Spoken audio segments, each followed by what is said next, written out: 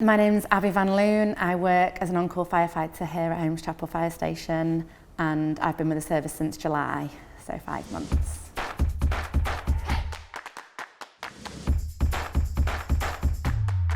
Do you get paid? Yes, we do get paid. We get paid when we get called out to a job, and you get a retainment fee for sort of providing the on-call service. And then once you get called out, that's when your pay starts. If you're on a training course, you get paid to go on a training course. So any work that you do for Cheshire Fire and Rescue Service, you will get paid for. How much commitment do you have to give, i.e. if I work days? So the minimum requirement is to commit to 50 hours a week, which at first I thought that sounds quite a lot. They must mean 50 hours a month, but when you sort of look at it, you're not working for those 50 hours, you're just making sure you're available.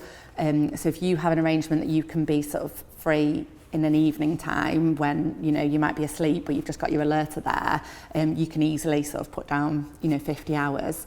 Then that's not to say you're restricted to those 50 hours as well. If you then have sort of an availability in an afternoon, you can put yourself available, and it just means that you're going to get more opportunity to go out on the fire engine and that you're helping keep the fire engine available. What is your busiest day? So on a Wednesday is quite a busy day here at Holmes Chapel Fire Station. It's our drill night, and it's also the day we do our standard tests. So to make sure all our equipment's working, make sure the equipment's all on the fire engine. So we do that, and then we sort of have drill 7 till 9, but there's a lot going on before drill, sort of doing our testing the other equipment beforehand.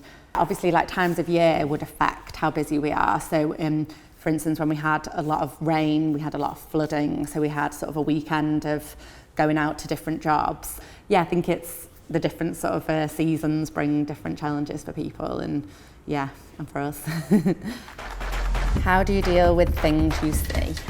First of all, the training that you're given, it's not just sort of like the practical skills, it's also having those practical skills kind of helps you then mentally prepare for something, because you've been given those tools to go and deal with what you're going to see. So it's not just you turning up to somebody as a member of the public, you've been given the training to sort of deal with those. So knowing that you've got those skills already sort of gives you that bit of reassurance. Whenever we've come back from a job, that we sort of have like a debrief together as a crew and talk about how things went. Also, being a new member of staff, you feel very looked after. People are always sort of checking in on you, making sure you're okay. When you're out away from the station on training, people are asking how the training's going, are you okay? So I think it's just being part of a family and having that sort of support around you is how you will deal with anything. Do you still get to do things with the community, fitting/testing smoke alarms, talks, etc.? Because of my availability being in the daytime, I've already been given lots of opportunities to help with events in the community.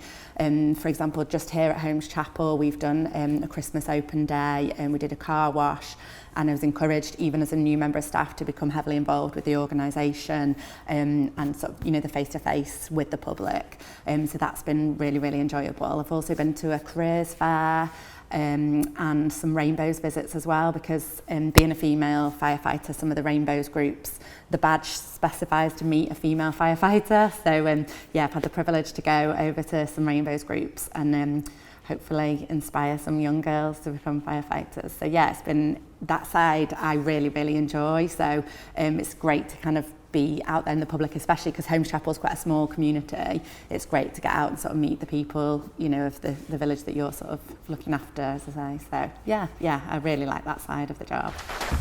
I want to train so I can one day apply. Do you have any advice? I think the advice would be to go along to sort of open days at sort of the stations that are around Cheshire. A lot of them have taster sessions that you can do on the fitness side.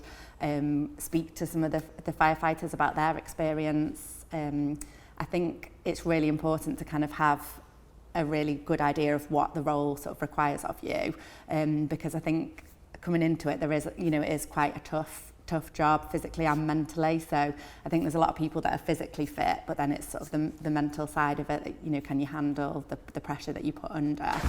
What's the shift pattern like? Do you actually get free time? So when you first have an interest of becoming an on-call firefighter, you're invited into the fire station to talk to one of the managers about sort of what hours you could sort of give to the fire station. You then sort of sit down and look at how that would work with people that already sort of are employed at the fire station, and how that would cover the appliance being available. So it's not set shifts. You come with what you can give, and then there might be a bit of a discussion about sort of changing a few days around. So for myself, I do 9 till 3, Monday to Friday, and then on a Wednesday I work all through the night as well. So that works for the appliance because we don't have as much cover in the day, and it works really well for me. So it's not sort of, but then in different times, if you want to change those hours, you can speak to your manager. If it's a week, you've got different, already things that you've got planned, you can change those hours for that week. So it is very flexible, as long as you're sort of meeting your contract needs as well.